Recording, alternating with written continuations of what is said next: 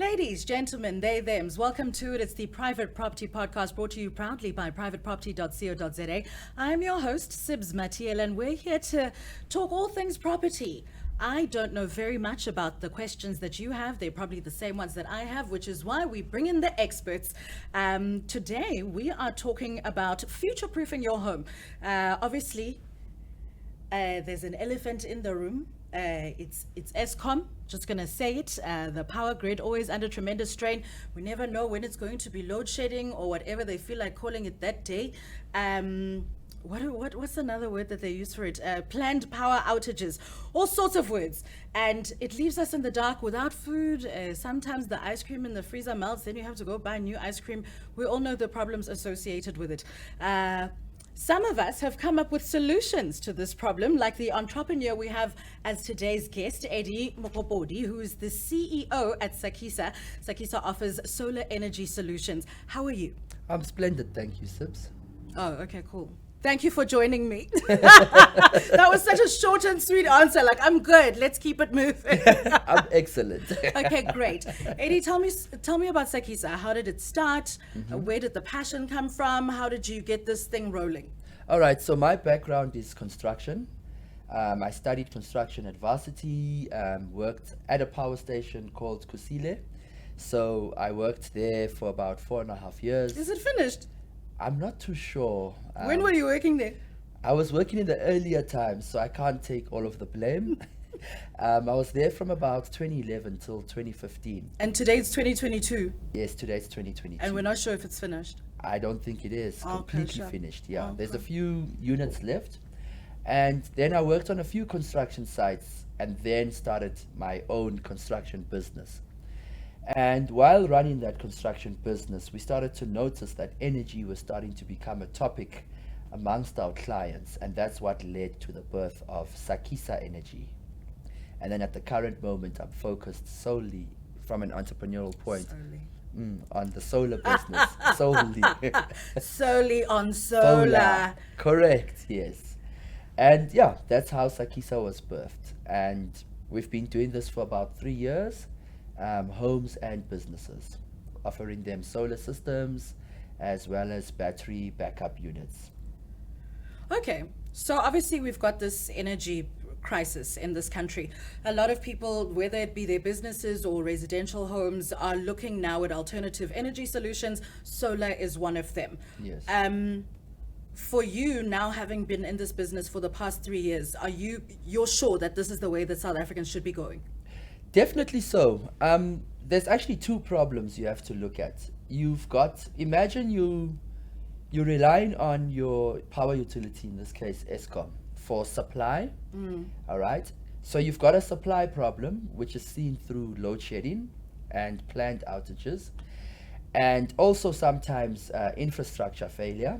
You've got substations not working fine, Sabotage. or sabotaged, things being stolen or vandalized. That's the supply problem. Then you've got a price problem as well, whereby the cost of electricity just keeps going up. They keep applying for price increases. So you're sort of caught in the middle of this situation where what you really need is getting expensive and you can't get enough of it. So solar closes both those problems because it handles the supply problem because we've got enough sun in South Africa, and it handles the cost problem because the more solar you have, the less of the your power utility you need, so your power bill goes down. So that makes a perfect case for any home or business. So there's this misconception. I don't know if it's a misconception, it's a rumor, or whatever's happening. A lot of people have been deterred, maybe without doing the necessary research, but deterred from using solar because apparently you get billed for that as well, or you're going to have to start paying for solar as well when you're actually just harnessing the energy of the natural sun. Is there any truth to those? At this stage, I can't really say yes or no. I did see the article. Then I saw another counter article saying that's not true. Then we had the president speak and encourage people that soon they'll be able to feed back into the grid, which makes it a lot more feasible to have a solar system. So the deterrence, or the real natural deterrence, should be maybe more around the cost of setting up a solar system on your home or business. So I'm glad you brought that up, because historically speaking, installing solar panels and having a, greenhouse, as green as you can go, has not been the cheapest of, options in terms of now, getting energy and power and hot water into your home. Are there any maybe technological improvements or advances that have now brought the cost down to make it accessible and affordable for the regular South African? All right, so maybe we first have to define regular South African Okay. first. And then we have to look at what steps they could take. So if you look at a typical household, all right, it costs you maybe, how much does an iPhone cost? That's an example I use. The latest iPhone's probably around 28 to 32,000 rand. All right, and most households have two iPhones. All right, or most middle income homes have two smartphones. You're assuming where they bought these iPhones was at the shop. At the shop price, yes, not the back of the truck. So most entry-level solar systems can be around 80,000 rand or more. Wow. So if I take the husband and the wife's iPhone and maybe... Or the wife and the wife, or the husband and the husband. Okay. Or just the partners The who don't partners. feel like getting married because that's not their thing. Yes, okay, you've placed it well. So if you take those two smartphones and a laptop or two, you've got the combined value of an entry-level solar system. So in my opinion, most households could find ways to finance the solar system or pay for them upfront, because there are finance options available, and some people have the money lying around. Another good thing with solar is you can start off with a battery backup unit and build it up and add solar later. So you can have your inverter and your battery and add the solar panels later.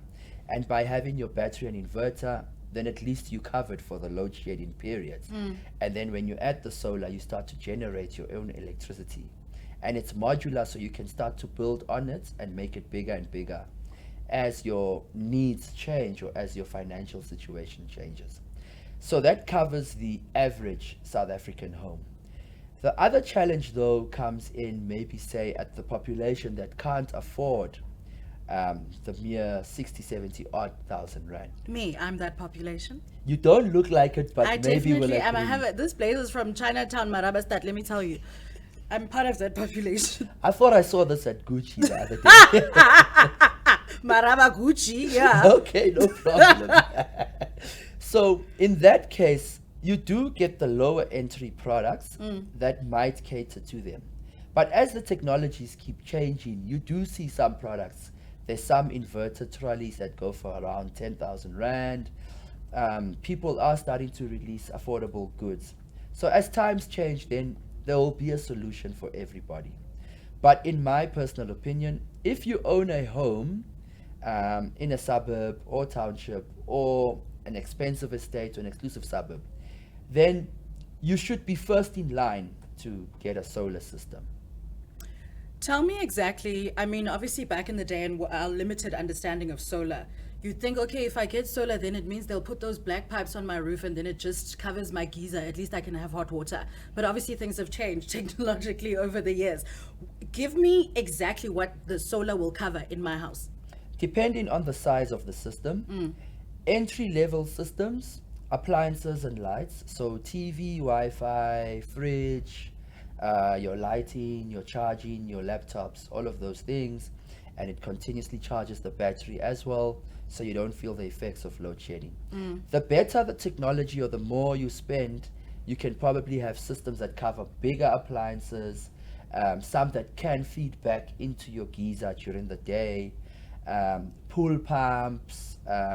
So the more you invest, the more you can cover. And then the good situation would be maybe having a gas stove, just so that you don't have that big load on your solar system. And it's also cheaper to get a gas stove than to have a big solar system to cover for that that big load.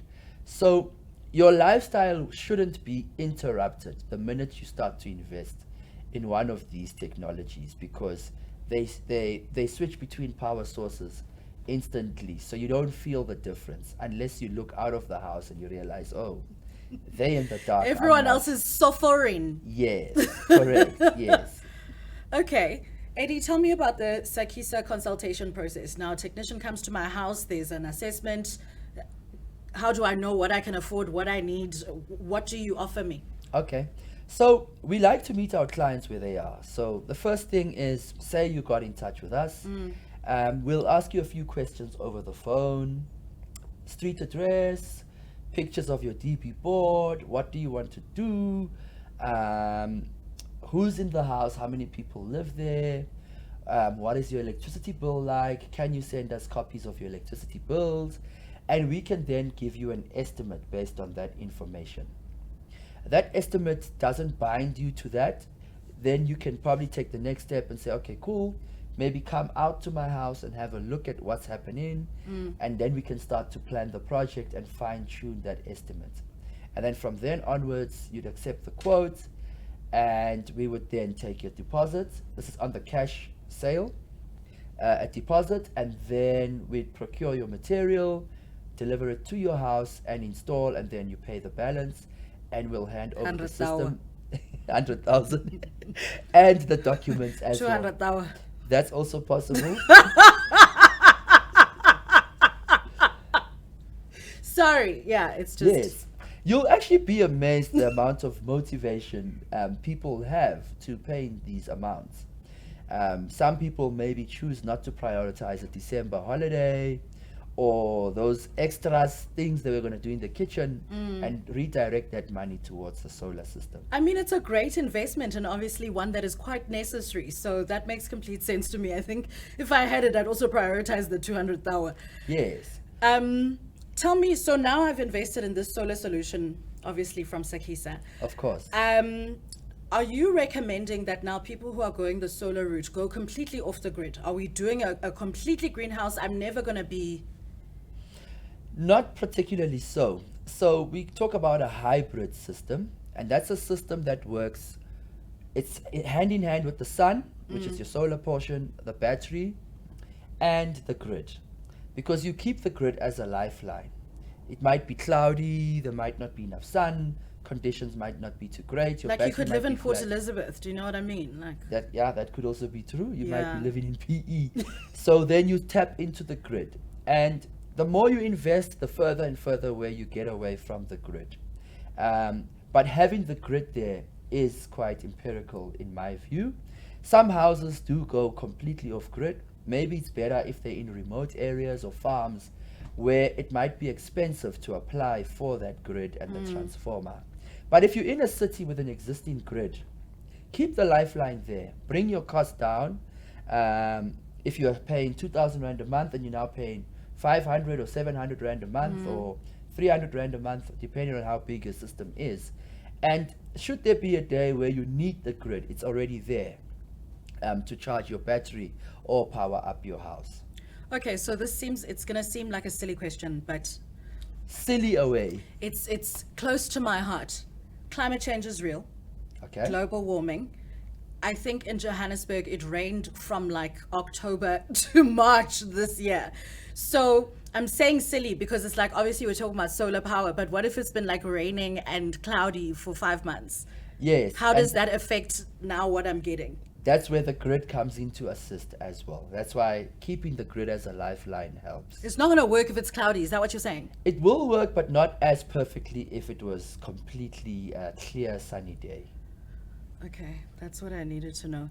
Are there any other energy saving sort of value adds that you guys offer for either residential or commercial properties? Yes, we can help a client go through a bit of a basic energy audit, just so they understand what's happening. I love that energy audit. Yes, and then you walk around and say that and that and that is this is where your power is going.